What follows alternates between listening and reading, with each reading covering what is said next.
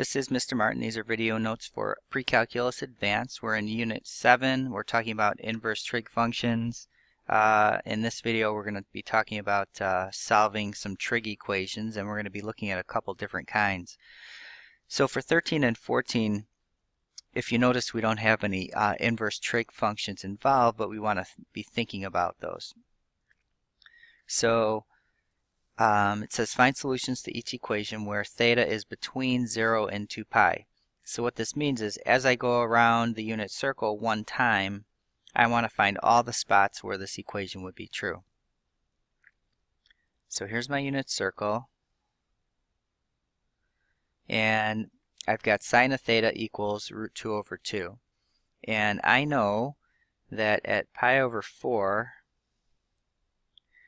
my coordinates are root 2 over 2 and root 2 over 2. And also at 3 pi over 4, my coordinates are negative root 2 over 2 and root 2 over 2. And since I'm dealing with a sine problem here, I really am only looking at the y coordinates. And I'm only looking at these coordinates in the first and the second quadrant because this value is positive. Third and fourth quadrants it would be negative. So this is pi over 4 and this is 3 pi over 4.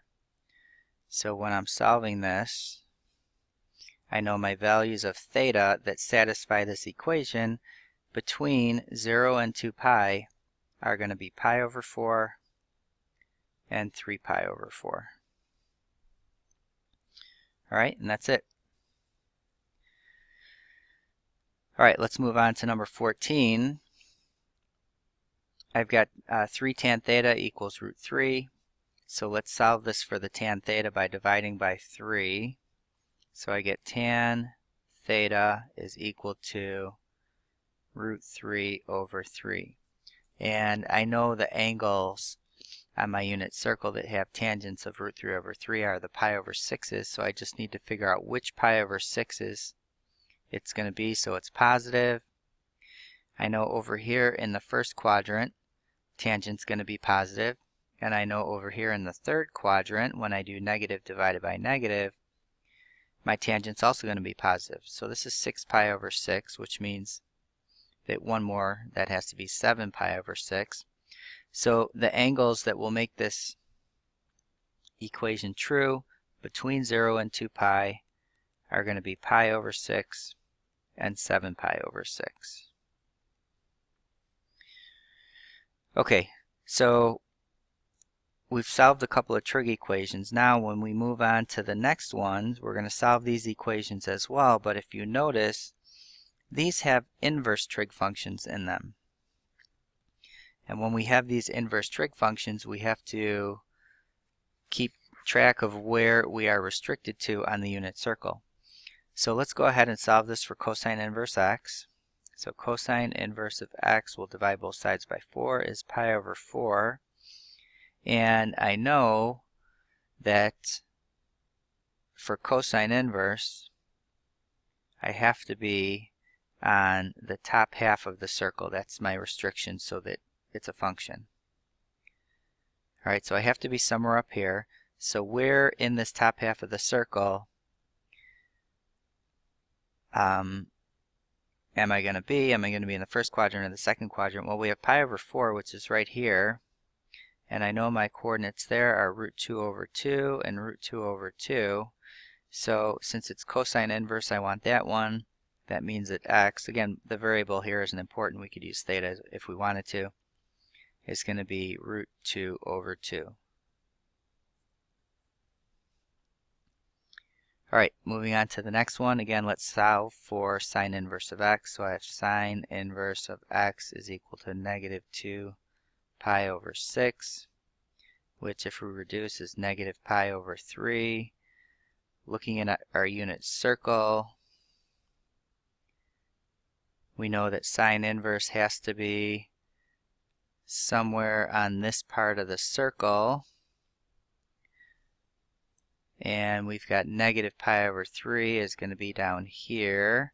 And I know my coordinates are going to be 1/2 negative root 3 over 2.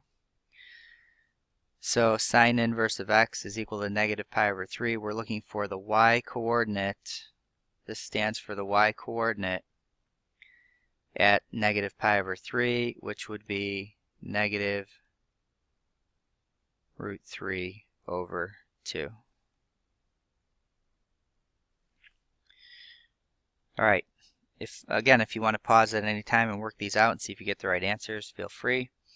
So let's solve for tan inverse of 2x.